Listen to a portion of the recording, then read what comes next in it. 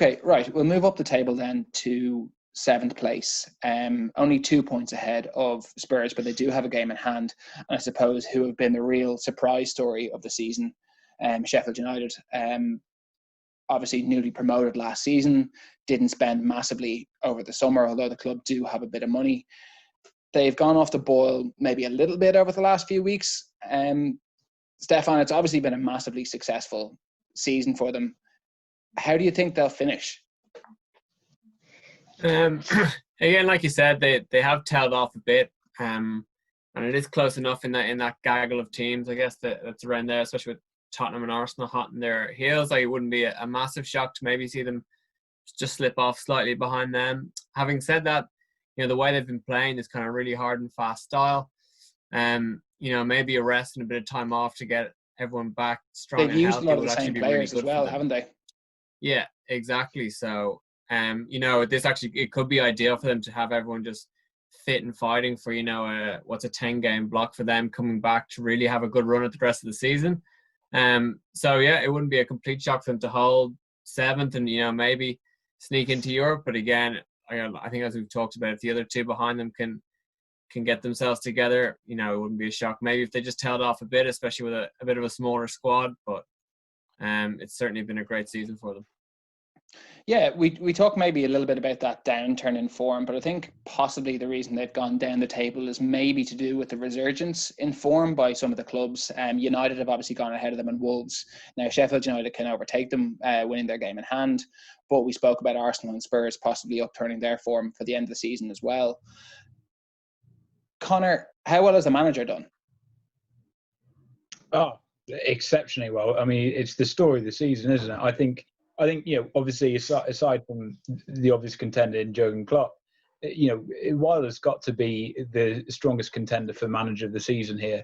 I think he's done an absolutely outstanding job, and it's so refreshing for me to see an English manager who's stayed with the club for a number of seasons.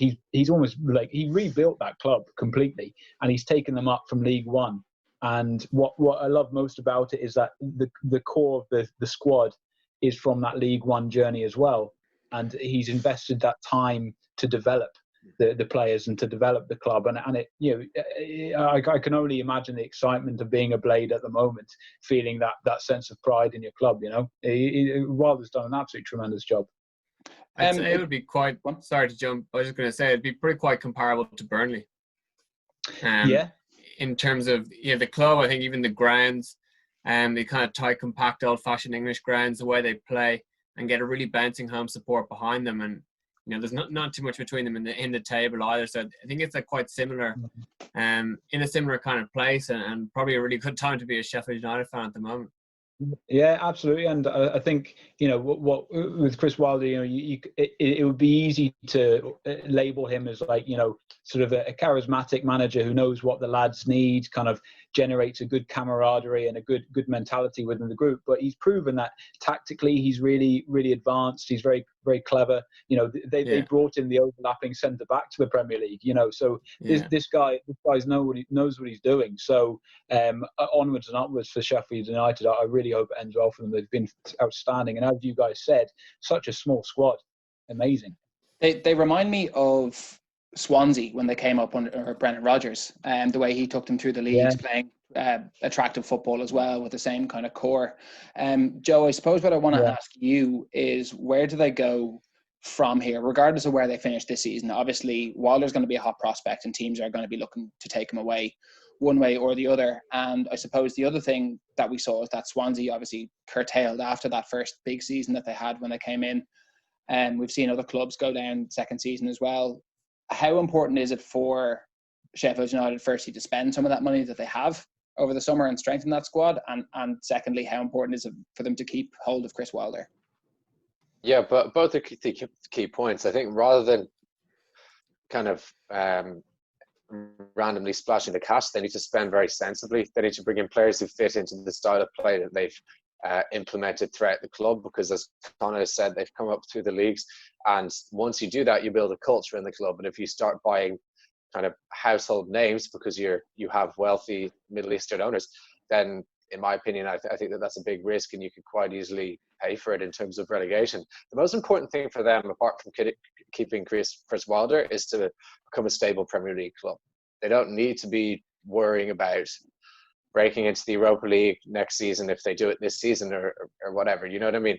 They need to be focusing first and foremost, and I'm sure they will, on fighting again next season, punching above their weight and becoming an established Premier League club. That's the most important thing for them.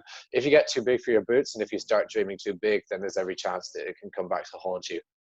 So stabilization, I think, is key. Yeah. Would you go ahead, sorry? Sorry, Conor. I was just going to say I actually would be kind of a bit worried for Sheffield next year, in terms of being able to hang. Like, if you think of the likes of Henderson, their goalkeeper is definitely a hot prospect that a lot of clubs will be looking at. I know, is he on loan from Man U still? So yeah, he is. He's on loan, yeah. So he's going back to United. And even, they control. Do they sell him? Maybe they can sell him. Sheffield might be able to buy him, but that's someone they could lose. I think he's on a 2-year loan. I'm not sure if that was the second year or if he's got another year to go, and if they plan to recall him. I don't, or it might be up and they might be planning on loaning him back out. But I would be surprised, given a few of the mistakes that De Gea had over the last couple of years, that they wouldn't keep someone around just to keep him on his toes. They do actually have Romero though, and his record as a backup is arguably the best in the league. Yeah.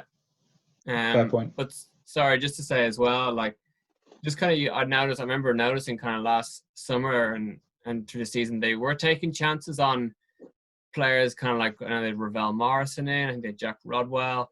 So I wonder about how much, how much in terms of finances did they actually have in terms of being able to invest? It seems like they're trying to bring these guys in from the cold as chances, as opposed to maybe being able to actually just drop 20 million on someone they know as a kind of proven talent. So yeah, I think they do really need to go out and find a goal scorer. As much of a workhorse as David McGoldrick is, they really have lacked that second striker that's going to bang them in goals. And while Lille Mousset was scoring goals, that's when they really were flying.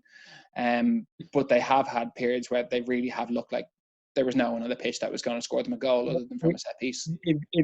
Rafe, if you look at the form of the table, the amount of draws that they've accumulated is amazing. Like, they actually haven't won as many games as people think, but they've just picked up draws here and there. And I think they've had a couple of poor results at home that weren't expected, but they've just been a team that haven't lost a lot.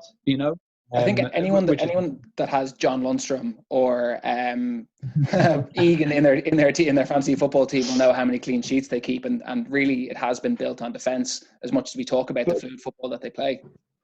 I mean, Joe raises the point in saying that having that consistency throughout the club creates that culture, and I suppose clubs in all over Europe, but in England as well, are losing that consistency at the club and that identity. Would it be fair to say that, with Wilder being a Sheffield United born and bred lad, it's in his blood, he loves the club, surely this is set up for a real dynasty at Sheffield United, where he's given the keys to the club, and even in 10, 15 years time, we're talking about Chris Wilder's Sheffield United.